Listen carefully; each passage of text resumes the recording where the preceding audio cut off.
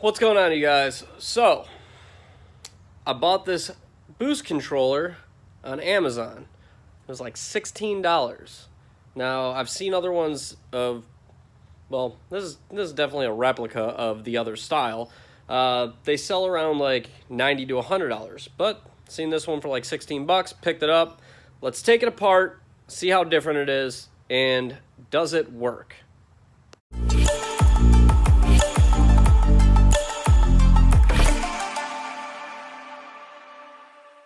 Well, for starters, a boost controller is a very, very simple part. There's two different styles you can have. One of them is a spring and ball bearing, and basically tighten up a nut on top of the spring, creates more spring pressure, which requires more boost pressure to push the bearing up in order to open the wastegate at its gate pressure. And then there's the kind like this, which are vent styles. Now, a vent style basically works by opening a valve inside of it. See if you can see the little holes right here. There's one hole there and one hole there.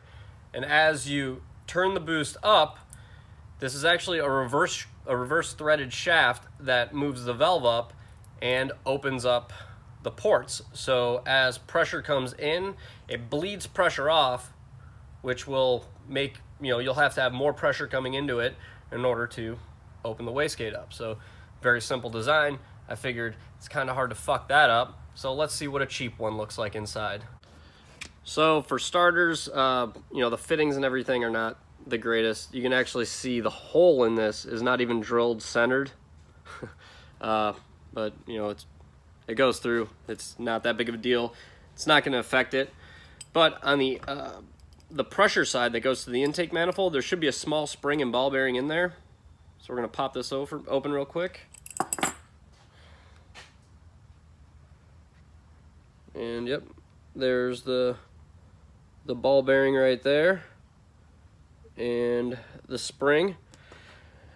Now that spring and ball bearing is not there to raise boost pressure. It will a little bit. It'll maybe require 1 or 2 more PSI to open it up, but it's not what actually helps adjust the boost pressure. This is there just so once this port's opened up in the side here, you don't get a vacuum leak. So when there's vacuum under this, it'll pull the bearing. And I lost the bearing. It'll pull the bearing towards the fitting, preventing a vacuum leak at, idle, stuff like that. And now the second fitting should just be a straight through fitting. I'll take this one off real quick. And that is just a regular fitting. Nothing too crazy right there. You can actually see that inside there. And then, let me see if I can, yeah, you kind of see how it's,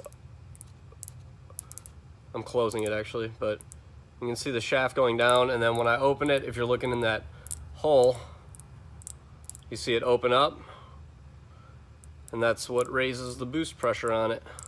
The more you open it, the more boost you're gonna get. General rule of thumb is usually these are good for around double gate pressure, so whatever your spring gate pressure is, this will usually go double that sometimes. I mean, this is dual ported, so it might actually go a little bit more, but yeah, it works. I put it on my car.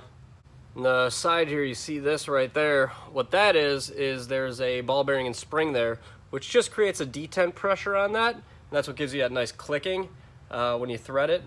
Now, I unthreaded mine too much on accident, and I just dropped the bearing down in there, but it's a left-hand thread on the shaft. That comes out. I don't know if you can see, but the shaft is not machined very well. It is a little bit wonky, but it does seem to work. And we will go ahead and take that out of there. So, we got that. And then there is a spring in here. Oh, there it goes. Tiny little spring that sits in there. And that spring and ball bearing is what creates your detent pressure on the ridges for that. And this is what it looks like completely disassembled. So you have your inlet, your bearing, your spring. Pressure goes in.